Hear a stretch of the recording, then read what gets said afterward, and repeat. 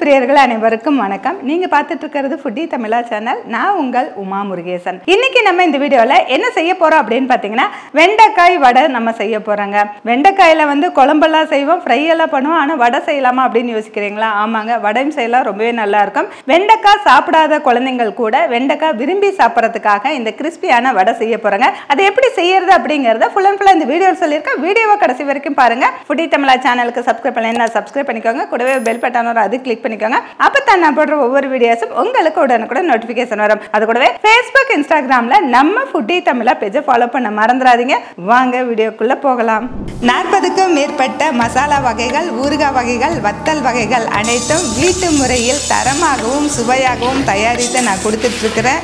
இது உலக நாடுகள் அனைத்துக்குமே நம்ம கொரியர் மூலமா அனுப்பி வச்சுட்டு இருக்கிறோம். இது தேவைப்படுறவங்க கீழே இருக்கிற வாட்ஸ்அப் நம்பருக்கு வாட்ஸ்அப் பண்ணுங்க. வெண்டைக்காய் வடை செய்ய தேவையான பொருட்கள்: வெண்டைக்காய் 1/4 கிலோ, கடலைப்பருப்பு 1/2 கிலோ, பெரிய வெங்காயம் 1, பச்சை மிளகாய் 3, வரமிளகாய் 3, பட்டை 3, கிராம்பு 3, ஒரு துண்டு இஞ்சி, 10 பல் பூண்டு, 1 டீஸ்பூன் சோம்பு, சிறிதளவு கருவேப்பிலை, சிறிதளவு கொத்தமல்லி இலை, தேவையான அளவு உப்பு. கடலைப்பருப்பை 2 முறை கழுவிட்டு ஊற வச்சுக்கலாம். நம்ம 1 மணி நேரத்துக்கு முன்னாடியே ஊற வச்சு எடுத்துருக்கோங்க. அடுத்தது வெண்டைக்காயை நல்லா கழுவிட்டு நம்ம காட்டன் துணியில தொடச்சிட்டு பொடி பொடியாக கட் பண்ணி எடுத்துக்கலாம்.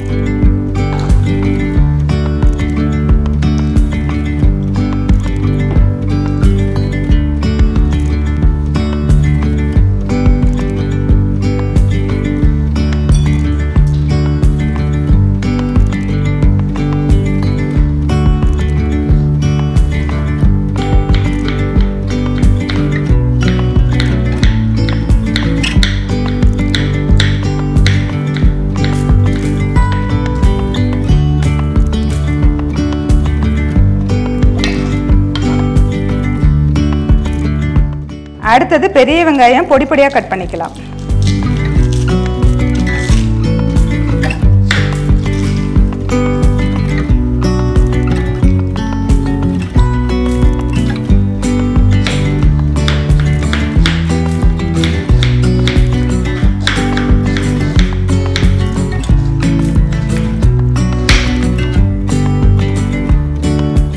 அடுத்தது பச்சை மிளகாய் கட் பண்ணிக்கலாம்.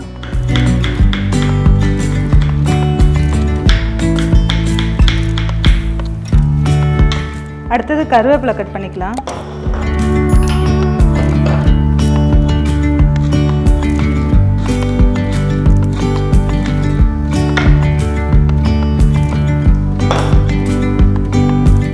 அடுத்தது கொத்தமல்லி கட் பண்ணிக்கலாம்.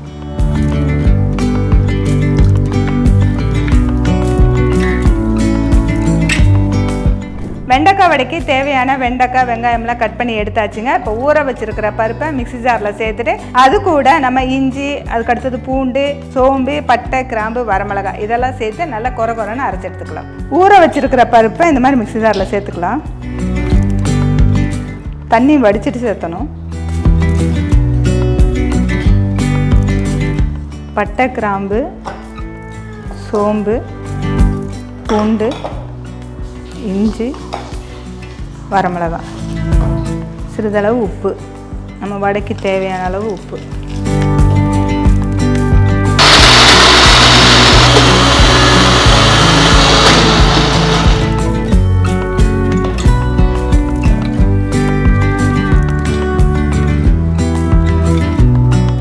வடைப்பருப்பு பாருங்கள் 1-2 அரைச்சிருக்கோம். ரொம்ப நைஸாகவும் இல்லை, ரொம்ப கொரன்னு இல்லை, அந்த மாதிரி அரைச்சிருக்கோம். இதில் முழுசாக கொஞ்சம் பருப்பும் இருக்கும். அந்த மாதிரி இருந்தால் தான் வடை கிறிஸ்பியாக நல்லாயிருக்கும். இந்த வடை மாவு ரெடி ஆகிடுச்சு. இது கூட பார்த்தீங்கன்னா நம்ம கட் பண்ணி வச்சுருக்கிற வெண்டைக்காயை சேர்த்துக்கலாம். அடுத்ததாக கட் பண்ணி வச்சுருக்கிற பெரிய வெங்காயத்தை சேர்த்துக்கலாம். கட் பண்ணி வச்சுருக்க பச்சை மிளகாய் சேர்த்துக்கலாம்.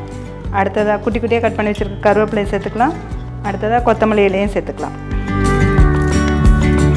இப்போ இதெல்லாம் சேர்த்துட்டு அப்படியே நம்ம சாஃப்டாக பிசைஞ்சிக்கலாம். ரொம்ப அழுத்தி வேண்டாம், இந்த மாதிரி எல்லாம் கலந்துக்கலாம்.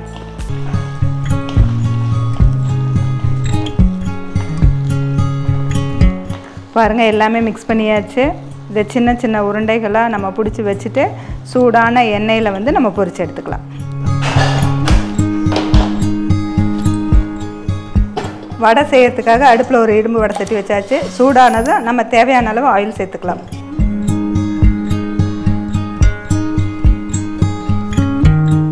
இப்போ இந்த மாதிரி சின்ன சின்ன உருண்டைகளாக நம்ம உருட்டி வச்சுருக்கோம். எண்ணெய் சூடானதை நம்ம போட்டு எடுத்துக்கலாம்.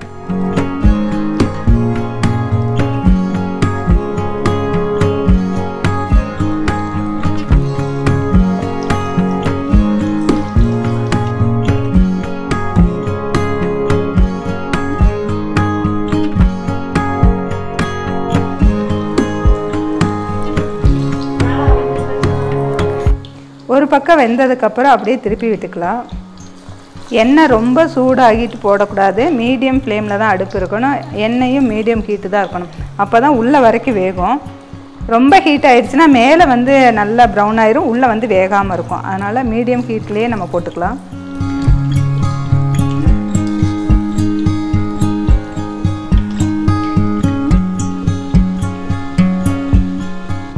வடை வந்து நல்ல கோல்டன் ப்ரௌன் கலர் வந்துருச்சுங்க. இப்போ எடுத்துடலாம்.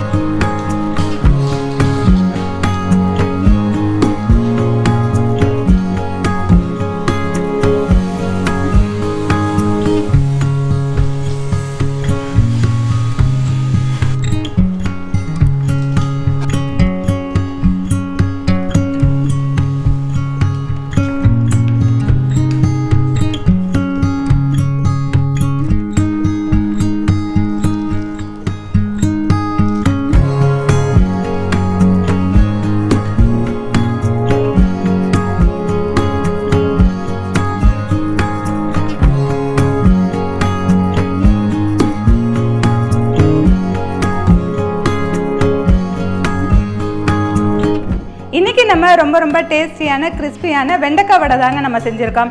நம்ம வீட்டில் வெண்டைக்காய் கொடுத்தோம்னா குழந்தைங்க விரும்பி சாப்பிட்றதே கிடையாது, எனக்கு வேண்டான்னு தான் சொல்கிறாங்க. வெண்டைக்காய் சாப்பிட்றது ரொம்பவே நல்லது. அதனால் நம்ம வெண்டைக்காயை இந்த மாதிரி வடையில் போட்டு கொடுத்து பாருங்கள், ரொம்ப விரும்பி சாப்பிடுவாங்க. இந்த வீடியோ உங்களுக்கு பிடிச்சிருந்தா லைக் பண்ணுங்கள், ஷேர் பண்ணுங்கள். வீடியோ பற்றின கருத்துக்களை கமெண்ட் செக்ஷனில் கமெண்ட் பண்ணுங்கள். ஃபுடி தமிழா சேனலுக்கு சப்ஸ்கிரைப் பண்ணலைன்னா சப்ஸ்கிரைப் பண்ணிக்கோங்க. மீண்டும் அடுத்த வீடியோவில் சந்திக்கலாம்.